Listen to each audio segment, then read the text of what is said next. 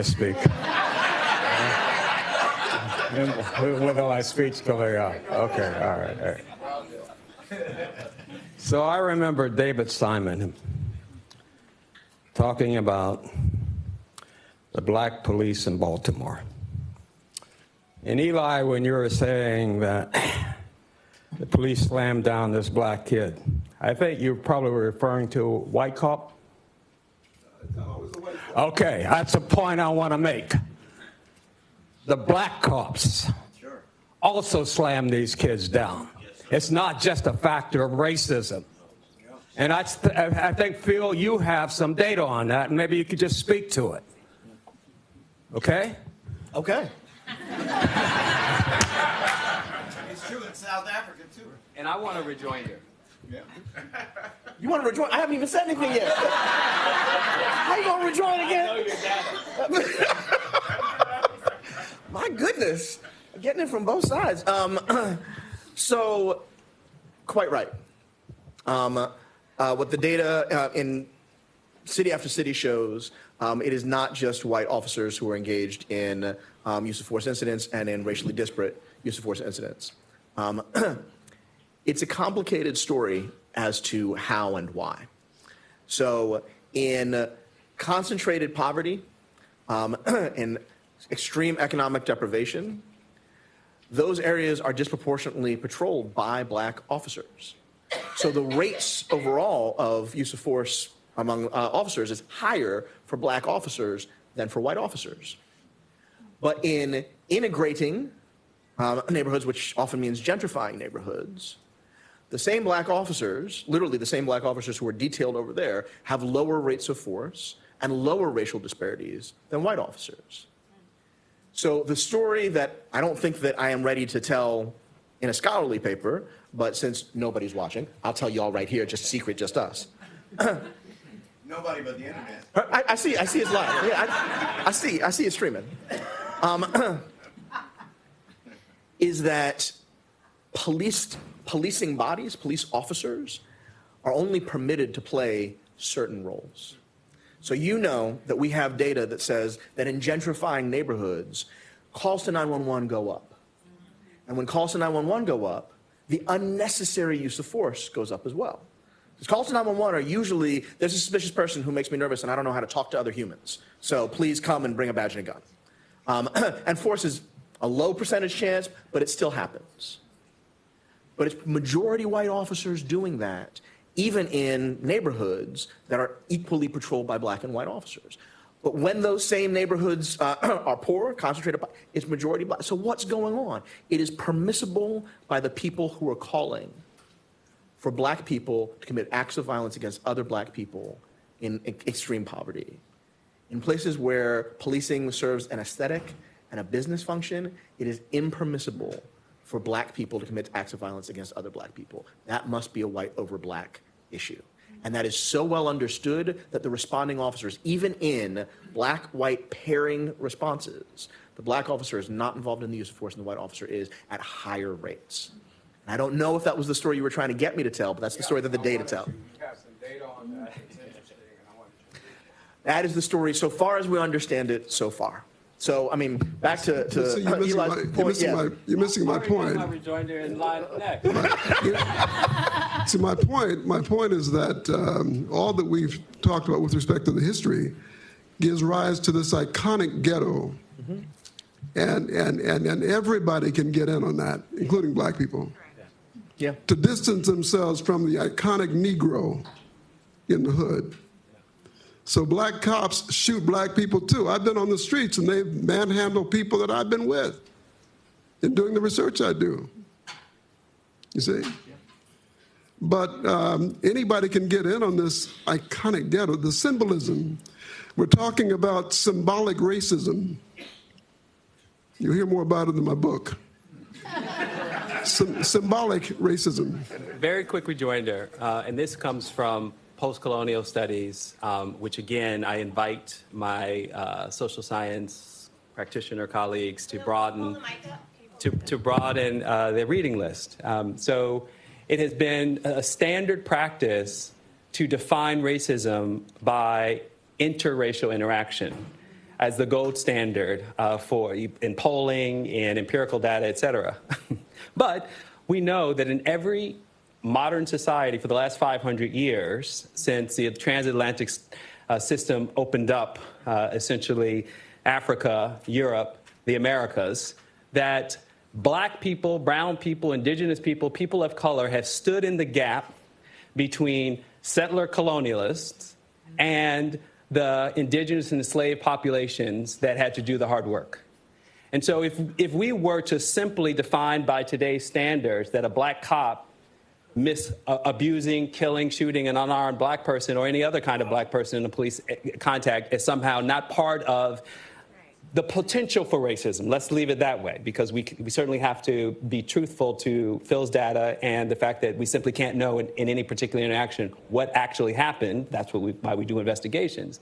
But on the averages and based on what we know from all those reports, when we do come to a conclusion that there is a structure that is producing the likelihood of differential treatment of suspects in police contacts that lead to excessive use of force, and a black person is the person doing it, that somehow that can't be racist, is just simply not true. And so, and this is true in corporate environments. I mean, women who are doing leadership roles, who are facing glass ceilings and glass cliffs, are doing work in the way that men have defined leadership in that work, and find it very difficult to change the structural patterns of what leadership is required to turn those companies around or to achieve their vision, et cetera, et cetera. So we really have to get much more sophisticated with the ways in which we understand how power is operating through physical bodies on the victim side and on the expression of power through which those systems operate. All right, I'm a rejoinder to the rejoinder. Which is to pile on and yes, an amen chorus on it. I'll be the choir that you were preaching to. But I think it's really important to tell this particular part of the historical story. We've been lied to about what allegedly set folks free. We've been taught stories about what racism was, the definition of it, that it lives in defective hearts and minds. And when we get told that story, it always ends up in a lie.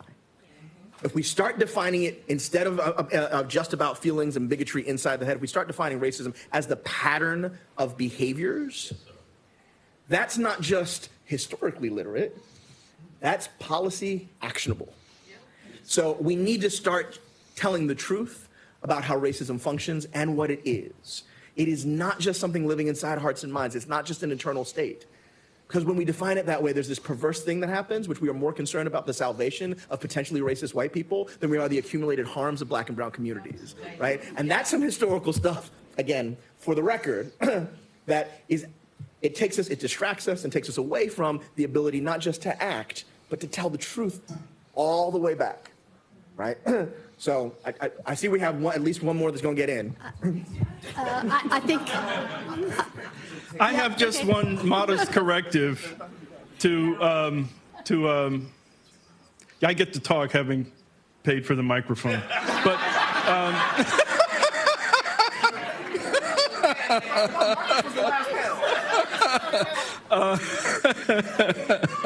so that a corrective maybe of two parts. I agree with Phil that there are a lot of ways in which you can act on behavior that can correct some features of a problem of racism and discrimination. You can tell a restaurant owner you can't throw black people out anymore. You can't, especially if we can monitor it, seat them at the lousiest tables or make them wait much longer because we can catch that. That doesn't mean that person's not a racist and isn't acting in lots of other ways to try to harm African Americans. Now, Phil, as you know, as a social psychologist, I've done an enormous amount of work on the nature of punitiveness, especially criminal justice punitiveness in America. What's the single strongest predictor of an individual's view on punitiveness in America and what the criminal justice system ought to be like? It's not their age. It's not their education. It's not their income level. It's not their region of the country.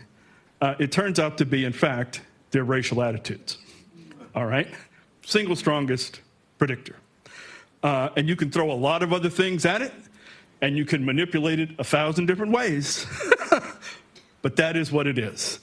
And like you, part of what I want to say to presage this comment is that we have a general cultural disfigurement with regard to racism in the U.S. And it is not a disfigurement that is only an issue among white Americans. It is, none of us are innocent. All of us are embedded in this culture and social structural circumstance that makes an imprint upon us.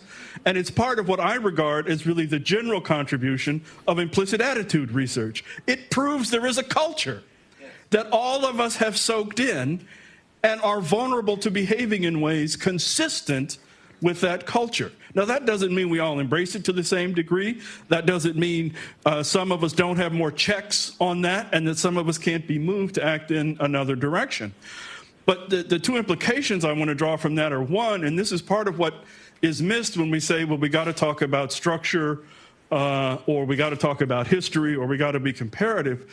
We have to understand that part of the issue here, the connective tissue between movement forward, change in time, huge structural change, is political entrepreneurship that engages that culture and turns it into a tool for passing more and more punitive legislation and making that a winning political strategy. And if we decide to ignore culture and ignore bigotry, as Democrats say, I think, have done for a long time while Republicans played a game of dog whistle politics for generations, instead of coming up with a direct response to it, we let them do it, and now it's just embedded. And so when a guy like Donald Trump comes up and really pushes the button in a big way, he sweeps all his competitors off the stage because we don't know how to respond to it now. The second point to make, to amplify the point others are making about it affecting African Americans too, in our, Philistine-like manipulation of survey data that some of us do, we even ask black people these racial resentment questions.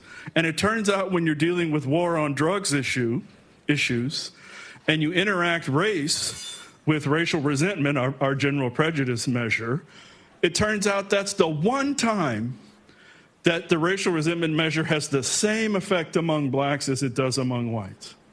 And it's principally driven by older urban blacks. And I could see from the focus groups that I've done in Philadelphia, what they're saying, we want control of our streets back. This is what they're saying, all right? And so it's the one time you pick that up. So you can prove it in a lot of different ways. So I want to make the point in general, which I will thank Bill for doing repeatedly throughout his career, of the importance of fashioning multifaceted, nuanced arguments that wrestle with historical embeddedness, that wrestle with the economy and the labor market, that wrestle with the polity and the state, but that also take seriously norms and culture that are interacting in lots of ways in these various situations. So I'll just make that my last comment. That is a perfect ending. Thank you. Thank you, Your Honor. Khalil, I'm going to hunt you down.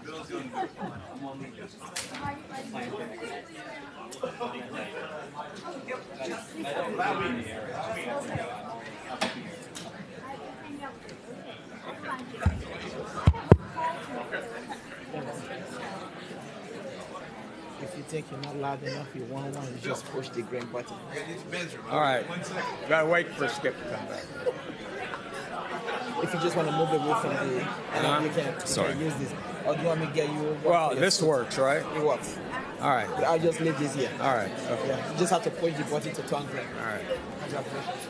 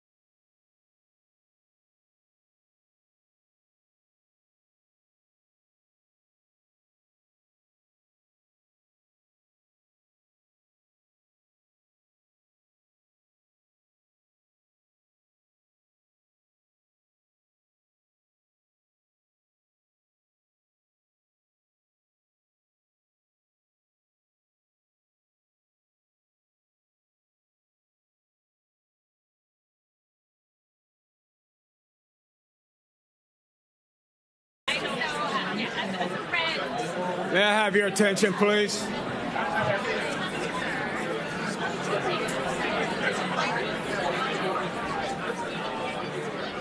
Hey, may I have your attention?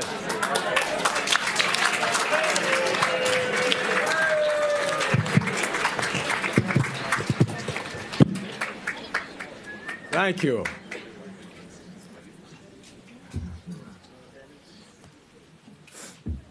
Well, that last panel finished off a great day, 3 great days.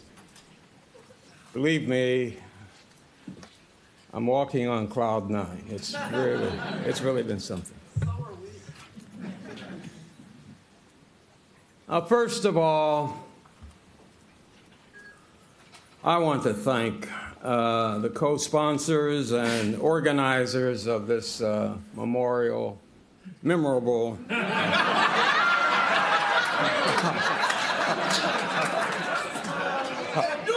Right, this memorable event. Their names are listed in your program. I would also like to give a shout out to Henry Louis Gates Jr.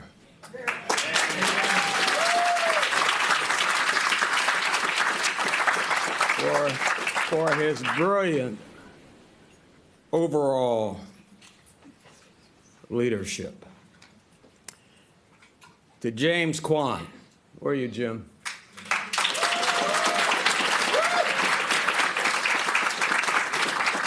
Stand up.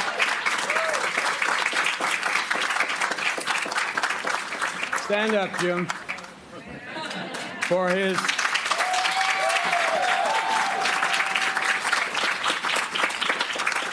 superb intellectual leadership. And to Abby Wolf.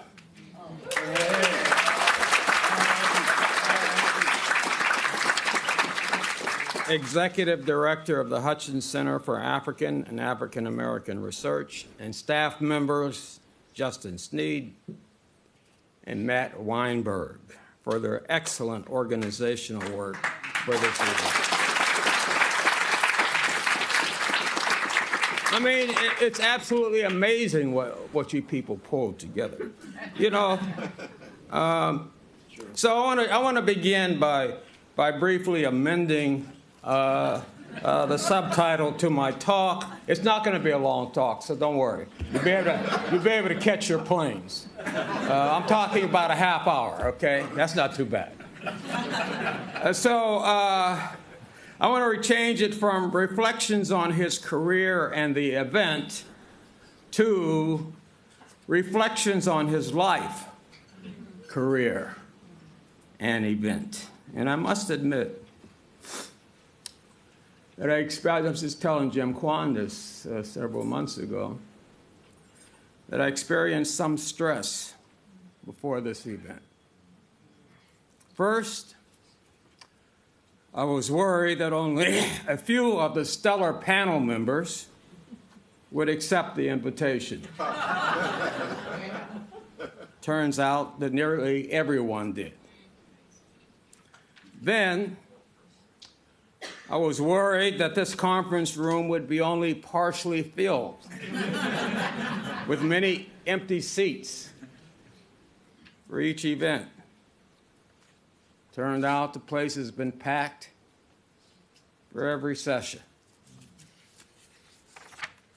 And we were treated on Wednesday with Skip Gates' wonderful welcoming remarks and Cornel West's sterling speech. Cornel is now lecturing in Pittsburgh today, so he's not here.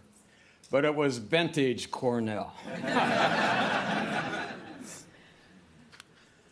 Now, as I listened to the really interesting and moving comments by Skip, Cornel, and the panelists, I thought about my memoir, which I'm now writing, in retirement.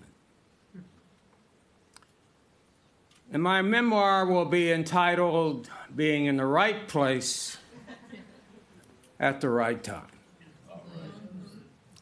A title inspired by Malcolm Gladwell's best-selling book, Outliers, The Story of Success, published in 2008. Gladwell describes outliers,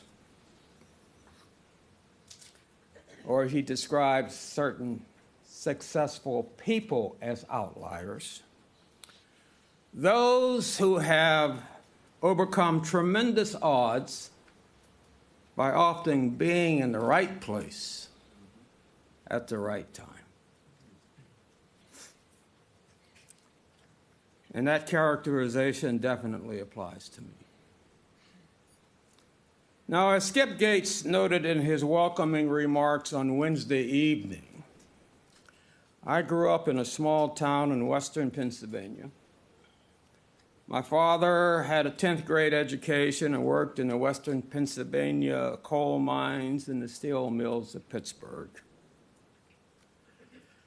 He died at age 39 of lung disease when I was 12 years old.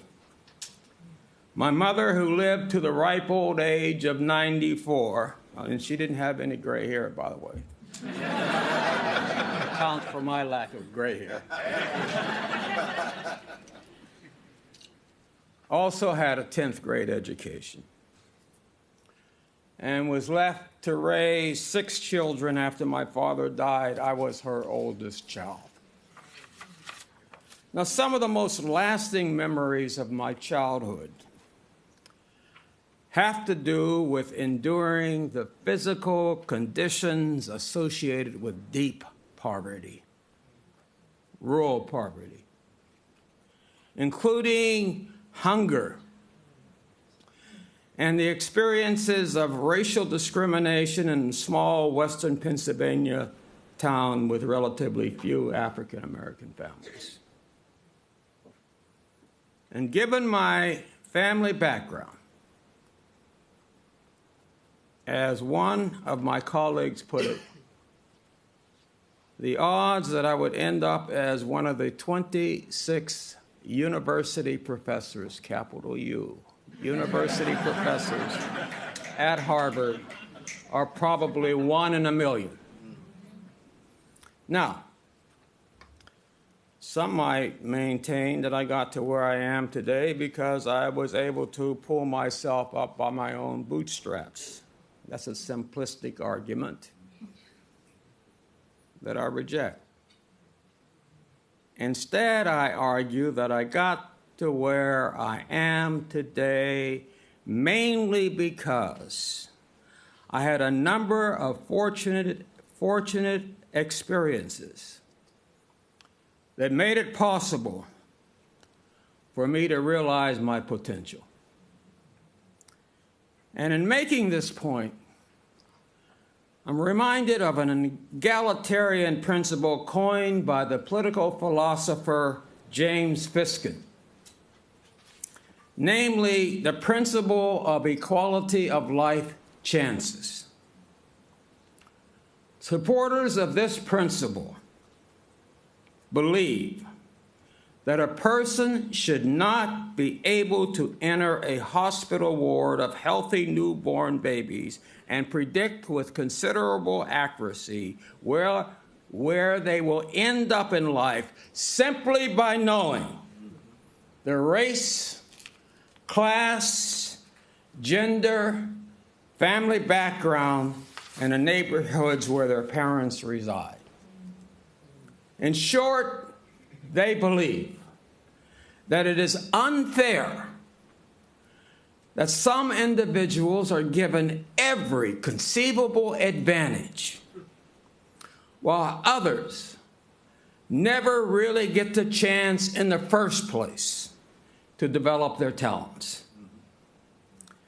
And thinking about equality of life chances, I am one of the fortunate few, one of the few fortunate enough to escape impoverished conditions. To repeat, I'm an outlier in Malcolm Gladwell's sense. And during several points in my long life, I benefited from being in the right place at the right time. But several people have told me that I need to qualify that statement a bit. For example, after delivering the convocation address at UMass Boston, where I discussed my experience as an outlier in Gladwell's sense, Interim Chancellor Catherine Newman, I see you're here, Kathy, told me that I should give myself some credit for taking full advantage of the opportunities presented. And Orlando Patterson, too bad he had to go to a lecture, reminded me last week, following his excellent lecture at the Du Bois Fellows Colloquium, that some credit probably has to be given to my mother. Their comments resonated, especially Orlando's comments about my mother. Now, my mother is my sister Audrey here? Okay. My mother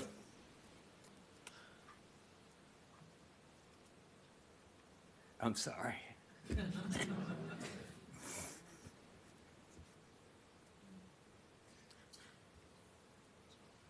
I didn't think I was going to do this, but she was a remarkable woman. My father died when she was only 35 years of age, leaving her with 6 children, ranging from 9 months to age 12. Now, to repeat, I was her oldest child. Our mother was not employed when our father died, and she had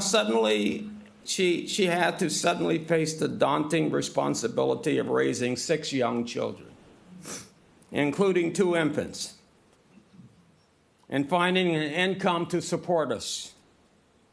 And for a brief period of time, we were on relief, which is called welfare today. And unhappy with the indignities of being on relief, she sought other sources of income. And it was not easy to find employment in rural Pennsylvania.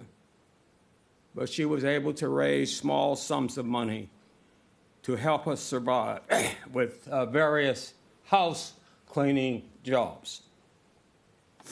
Now, sociologists will tell you the children who are black, who grow up in poor families, whose parents have less than a high school education, who live in rural areas or small towns, have 4 strikes against them. In other words, their chances of escaping poverty are slim.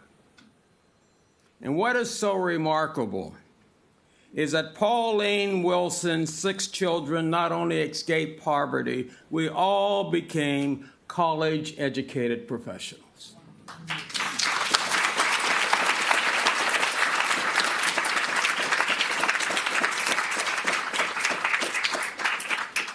And we can thank our mother for our success. She kept us together as a family after our father died. She made sure that we did what was necessary to excel in school. She provided a home environment that made each of us feel that we were special and important and that we would succeed in life. In short, because of her demonstrated faith in us, we each developed this feeling of self-efficacy, a feeling that we could achieve lofty goals despite the fact that we were living in dire poverty. And my sister, Dr. Audrey Harrington, can attest to that.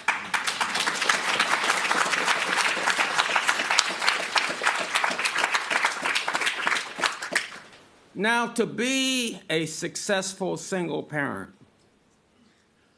under the conditions that my mother had to endure, is a testament to her strength and character. And once we became adults, and she was no longer burdened with child rearing, she moved from Blairsville, we call it the small town across the river, actually Bairdstown, across the river from Blairsville. She moved from Bairdstown, Pennsylvania to Brooklyn, New York, and found a job as a homemaker for the New York State Department of Social Service. My mother was intensely political and followed closely local, national, and international developments. She was a dedicated and well-informed Democrat, and she did not hold Republicans or the Republican Party in high regard. Sorry if there's some Republicans here. But if there's one word that I can use to describe our mother, it is pride. She was indeed a very proud woman. I'm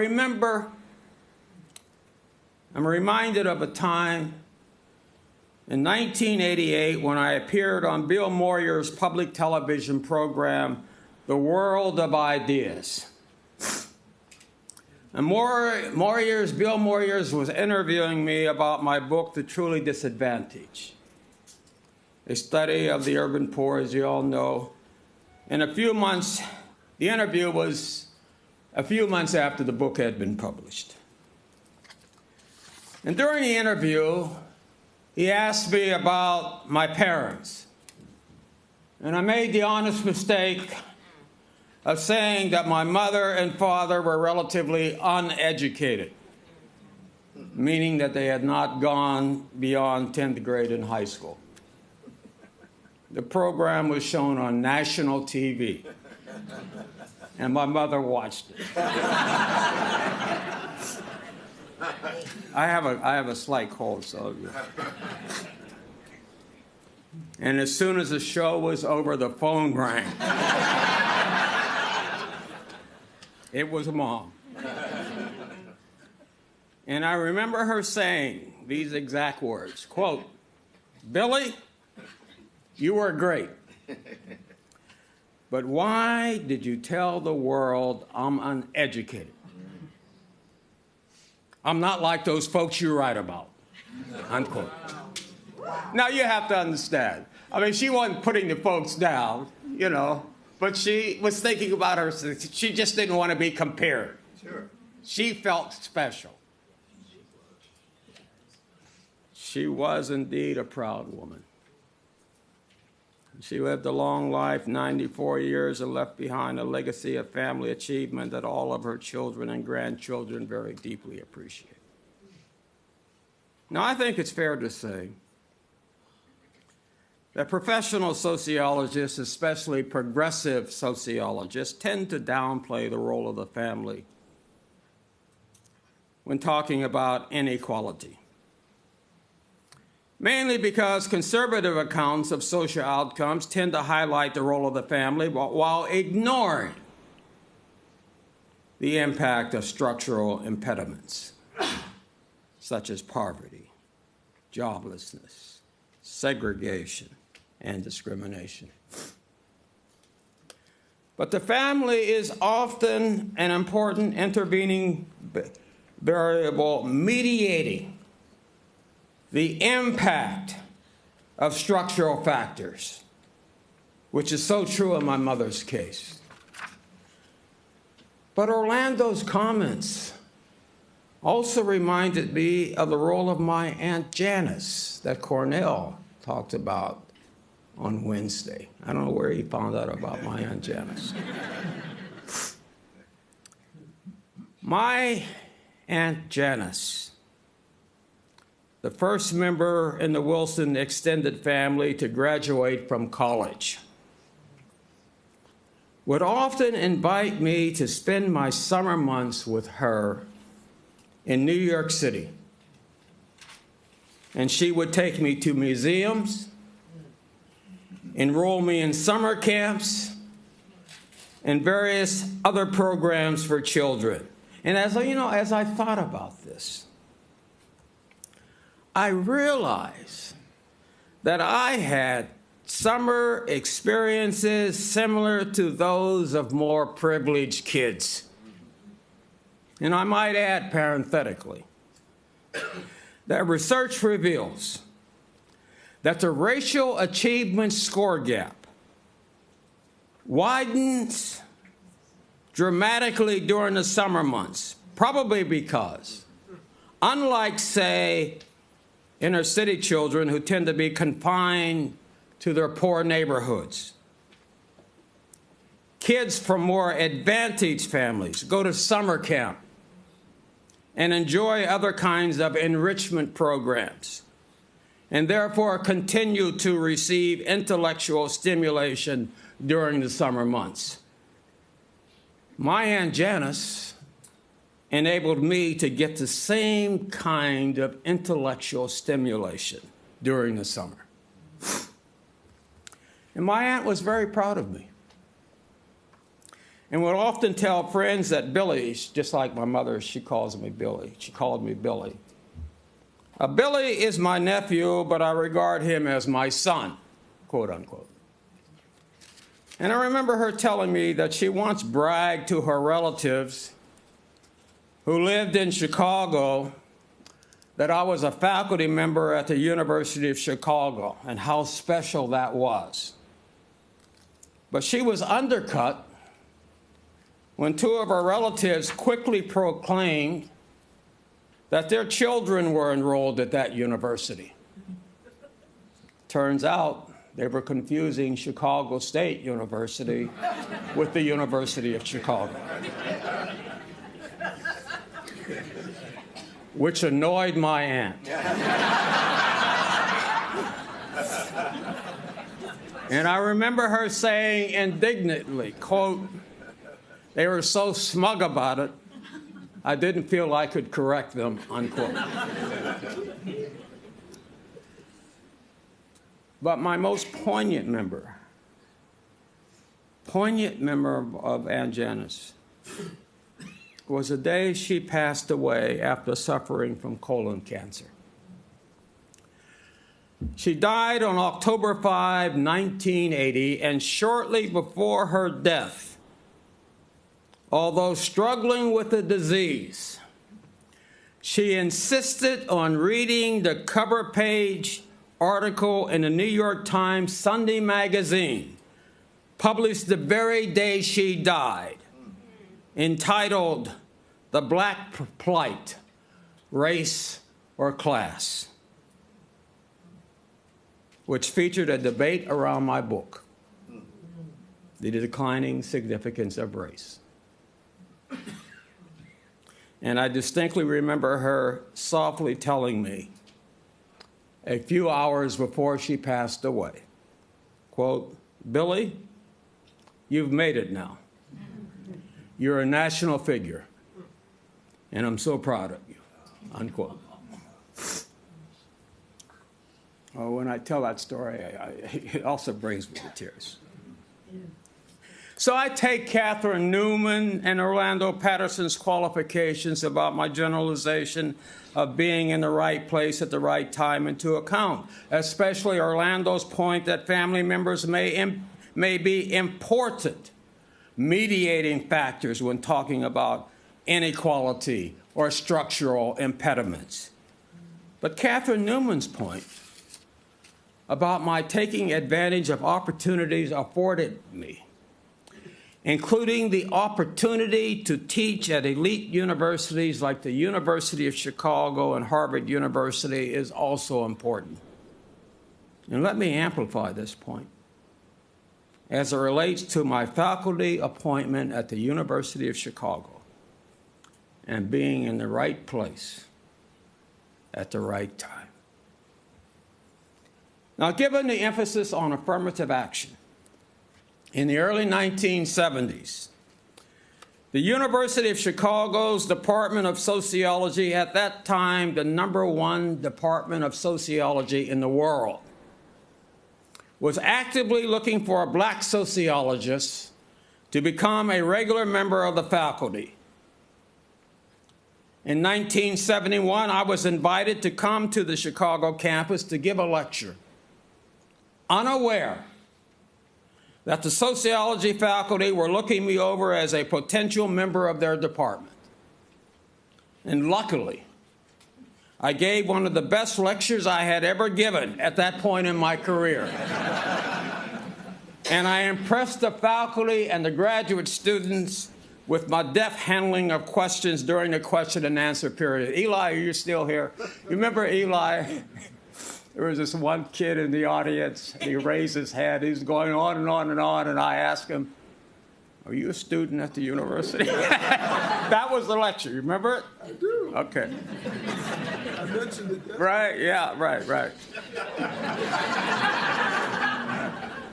Was he a student? No, he was not. He was from the inner city, but he just took it. From the communiversity.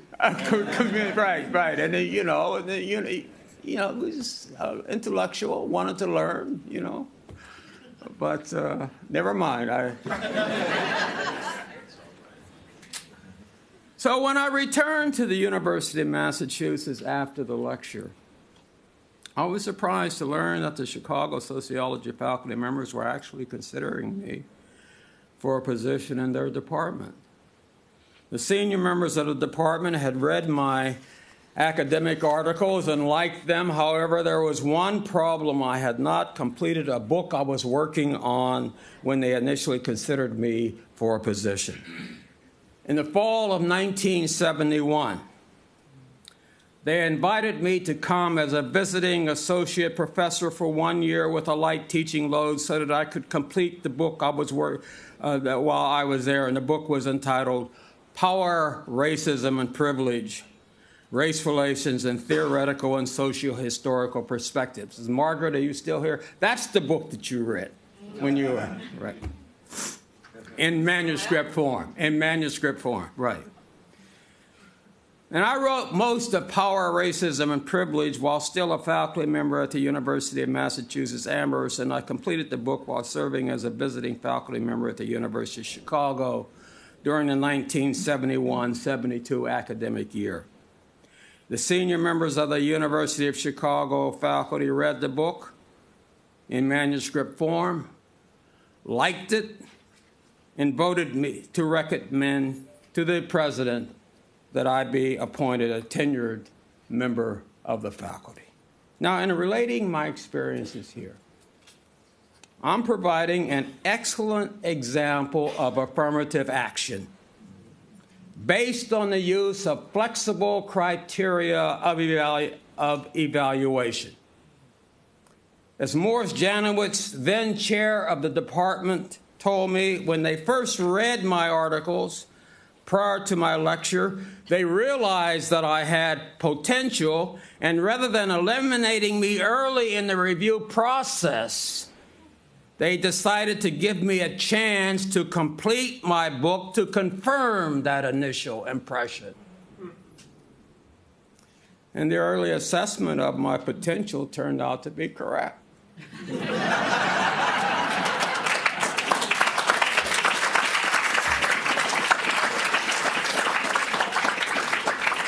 The University of Pennsylvania historian Thomas Segru, who couldn't be here today, but he was here the other day, probably put it best in his book, Not Even Past, Barack Obama and the Burden of Race, published in 2010. Segru stated, and I quote, "In 1972, the University of Chicago had hired a young, relatively unknown black sociologist, William Julius Wilson. Wilson was a bit of a gamble for a hidebound institution like Chicago. With relatively few black faculty members and despite its location, a small number of black students. Wilson lacked the Ivy League credentials and the European pedigree of most of the university's faculty. But the gamble paid off. Wilson's 1978 book, The Declining Significance of Race, was a rare scholarly study that won both academic acclaim and wide non-academic readership. By the way, I'm still getting royalties on the declining significance. So the Chicago senior faculty's initial assessment of my potential turned out to be correct. You know, the publication of books such as The Declining Significance of Race, and a few years later, The Truly Disadvantaged, and When Work Disappears, and the scholarly attention they received resulted in a number of prestigious academic honors, including appointment as a university professor at Harvard and receiving the 1998 National Medal of Science, the highest scientific honor bestowed in the United States. For those of you who, thank you.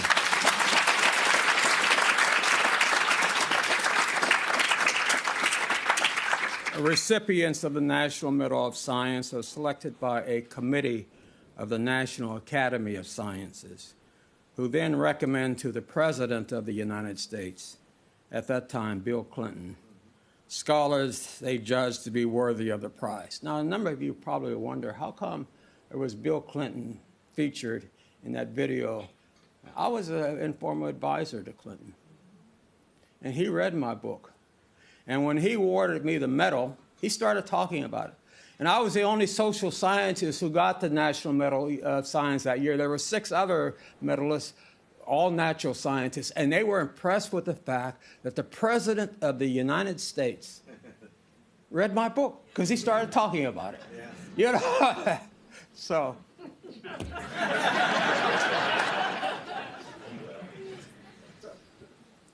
But there is one other major issue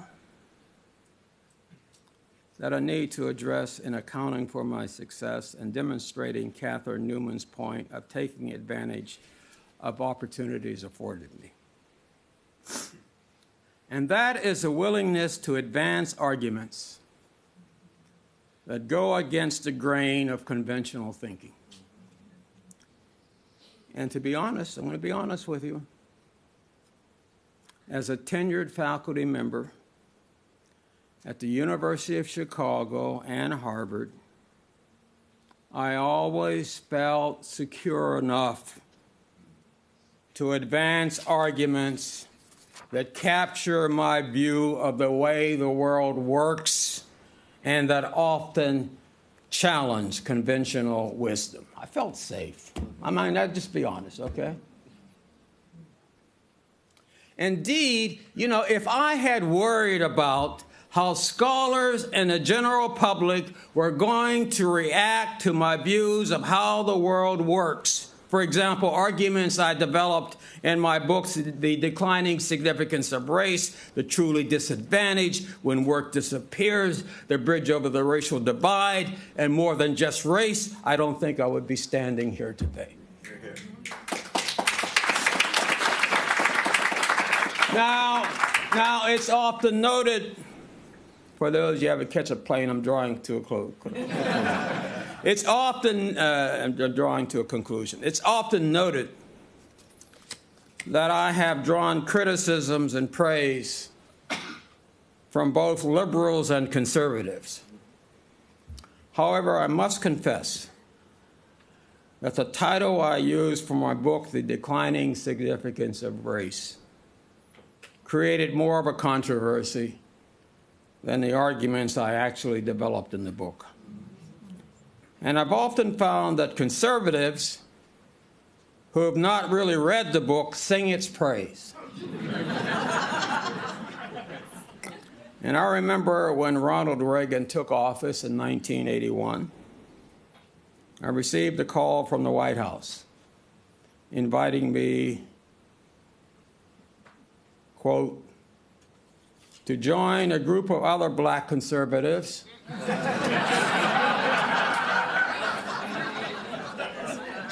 to meet with the president at the White House, unquote. And I asked the spokesperson, where'd you get the idea that I'm a conservative? And he says, well, quote, you're on our list of prominent black conservatives, unquote. And I immediately said, well, take my name off that list.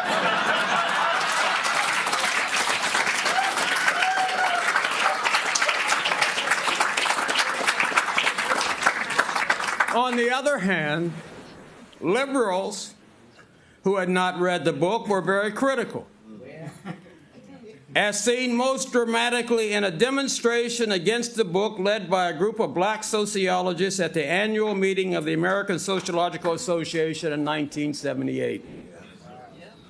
And I was later informed that many of the demonstrators hadn't even read the book. For the conservatives who have actually read The Declining Significance of Race, I come under heavy criticism for my, quote, overemphasis, unquote, on structural impediments. Whereas many liberals who have actually read the book give it too enthusiastically thumbs up. Now, I made two arguments in The Declining Significance of Race. One, that economic class has become more important than race and determine the life trajectory of individual blacks, which helps to explain the growth of the black middle class and the increasing divide between the haves and the have-nots in the black community. And the second argument, that the center of racial conflict and tension, the center of racial conflict and tension, has shifted from the economic sector, which characterized American race relations throughout most of our history, has shifted from the economic sector to the social-political order. And this second argument highlights the following.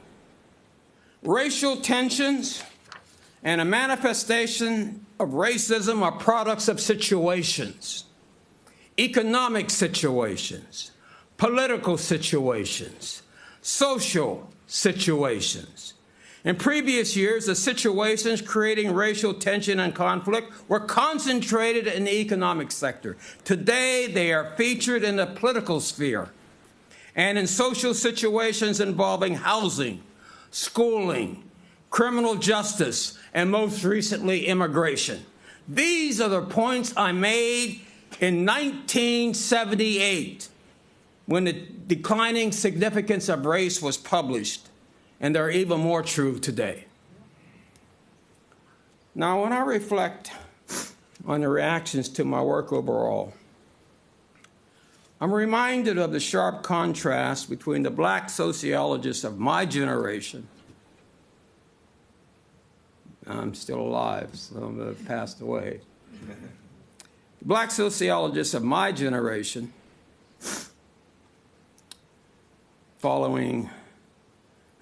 some of whom demonstrated against the declining significance of race following its publication in 1978, even though they hadn't read it at the time, many of them.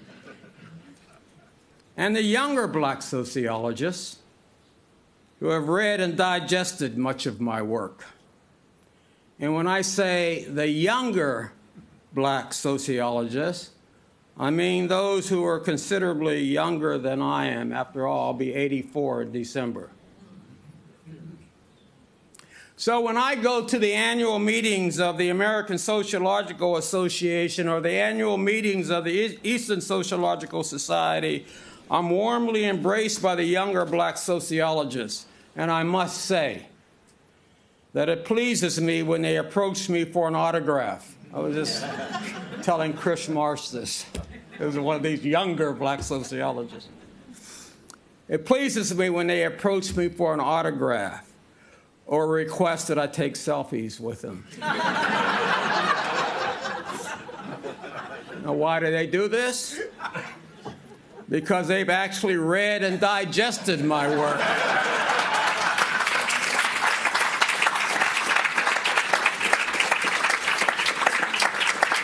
And even though they may not agree with my interpretation of some aspects of social inequality, they respect and appreciate my scholarship.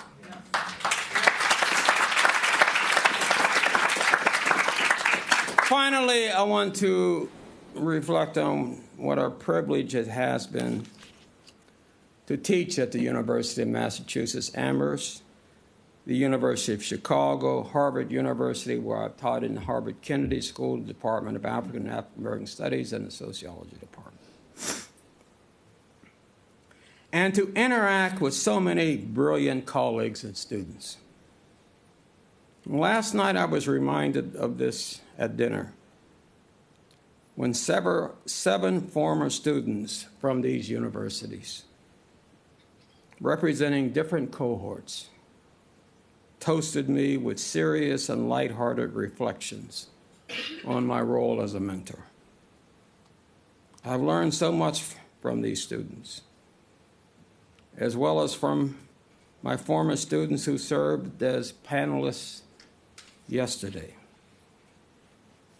and former students, research staff members, and colleagues who have honored me by attending this event, some from great distances. And in retirement, I hope I can at least maintain occasional contact with many of these stimulating and thoughtful individuals. And speaking of retirement, let me say this. My retirement began on June 30. And all I can say right now is, so far, so good.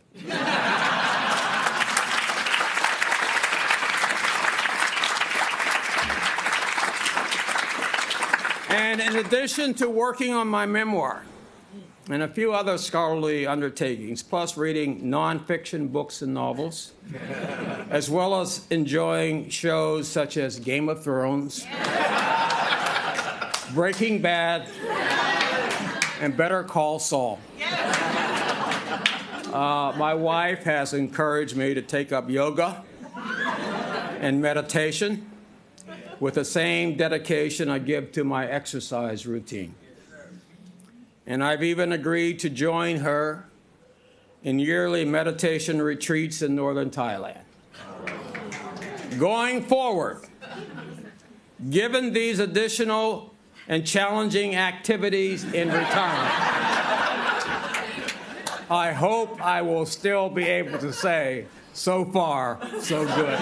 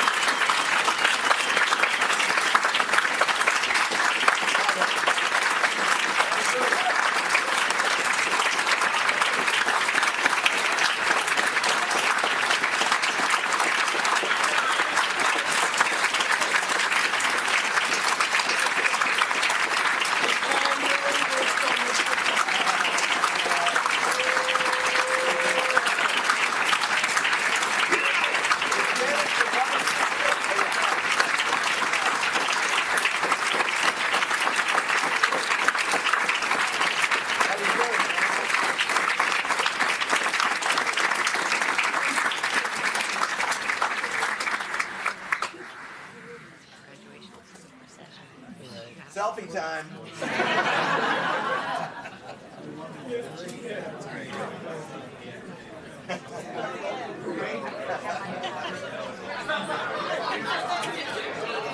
Wait a minute.